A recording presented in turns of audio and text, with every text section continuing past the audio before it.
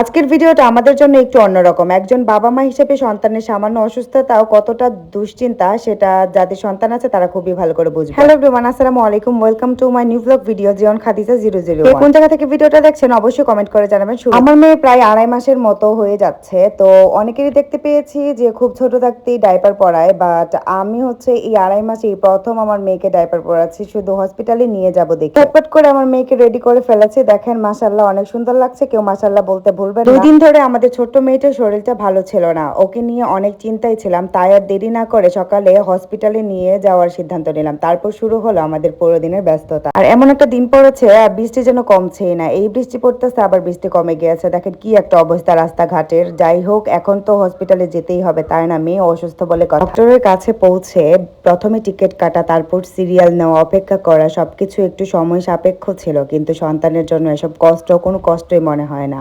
শুধু একটা চিন্তাই ছিল ডাক্তার যেন ভালোভাবে দেখে এবং ও দ্রুত সুস্থ হয়ে যায়। আমরা যারা বড় মানুষ আছি তাদের অসুখ হলেই কেমন হয়ে যায়, আর আমার বাচ্চা মেয়েটার জ্বর হয়েছে, ঠান্ডা লেগেছে, তাহলে বুঝেন তার অবস্থাটা কিরকম। আমি আজকে ডক্টর দেখাবো আব্দুল হাইকে কিশোরগঞ্জে নরসুন্দা ক্লিনিকে বসে।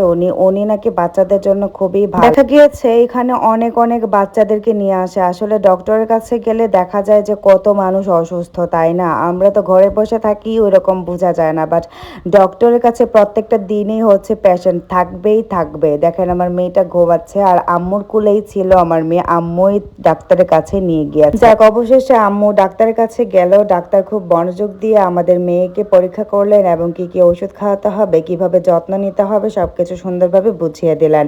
আলহামদুলিল্লাহ তখন একটু স্বস্তি পেলাম। এখানে আমি ডক্টর দেখিয়ে তারপর পাশেই ফার্মেসি ছিল, এখান থেকে আমি এখন ওষুধগুলা নেব। যা যা ওষুধ দিয়েছে, তো এই তো আমরা ফার্মেসিতে চলে আসছি। এখান থেকে এখন সবগুলা ওষুধ নিয়ে নিব। আর অন্য কোথাও যায় নাই, যেহেতু এটা কাছেই পেয়েছি সেহেতু ভাবলাম যে একেবারে নিয়েই বাসায় চলে যায়। তারপরে এই তো এখানে দেখতেছিল যে কি কি ওষুধ দিয়েছে। আমার ছোট্ট বাচ্চাটাকে ডক্টরে এতগুলা সিরাপ দিয়েছে যা বলার বাহিরে। আমার মেয়েটা ওষুধ খাইতেই চায় না। আপনারা দেখতে পারবেন যে লাস্টে আমার মেয়ে কিভাবে ওষুধ খায়। তারপর এখানে দেখতে পেয়েছিলাম খাবারের দোকান, আর এখানে আমার সমোসা তো অনেক বেশি ফেভারেট। তো আম্মু বলতেছিল যে একটা মোগলাই নিয়ে নে আর 2টা সমোসা নিয়ে নে, তুই বাসায় যেয়ে খাইস। এই তো আলহামদুলিল্লাহ হসপিটাল থেকে প্রয়োজনীয় ওষুধ নিয়ে বাসার উদ্দেশ্যে রওনা দিলাম। পুরো সময়টাতে একটাই দোয়া করেছি, আল্লাহ যেন আমাদের ছোট্ট মেয়েটাকে দ্রুত সুস্থ করে দেয়।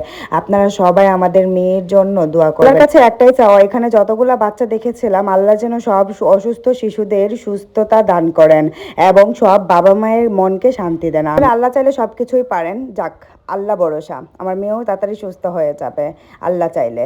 তো যাক, এখানে আমি সমোসা নিয়ে আসছিলাম, তো খাচ্ছি এখন খুবই মজা করে। শেষ করছি আজকের এই ব্লগটি। যদি ভিডিওটি ভালো লাগে আপনাদের কাছে একটি লাইক করে পাশে থাকবেন, কমেন্টে জানাবেন আপনার মতামত। আর আমাদের ছোট্ট বাচ্চাটার জন্য সবাই দোয়া করবেন। নতুন নতুন আমার বাস্তব জীবনের ভিডিও দেখতে আমার পেজটি ফলো করবেন। দেখেন আমার বাচ্চার অবস্থা, ওষুধ খাওয়ানো তাকে যাচ্ছেই না। আপুদের কাছে একটা কথা, আপনাদের বাচ্চাও কি এরকম করে অবশ্যই কমেন্টে জানাবেন। আমার পেজটি যারা এখনো ফলো দেন নাই অবশ্যই ফলো করে দেবেন।